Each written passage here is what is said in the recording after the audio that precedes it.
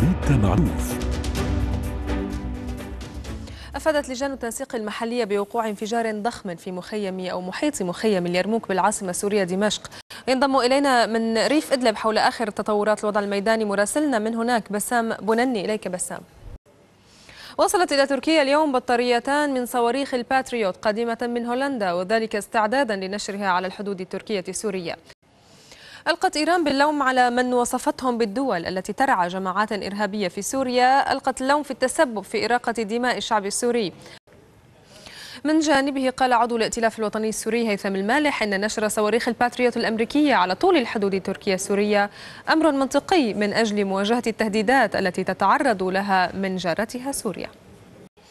حث بابا الفاتيكان بنديكتوس السادس عشر المجتمع الدولي على إنهاء ما وصفه بمذبحة لا نهاية لها في سوريا. الآن نتابع أخبار الرياضة مع ناتالي مامو.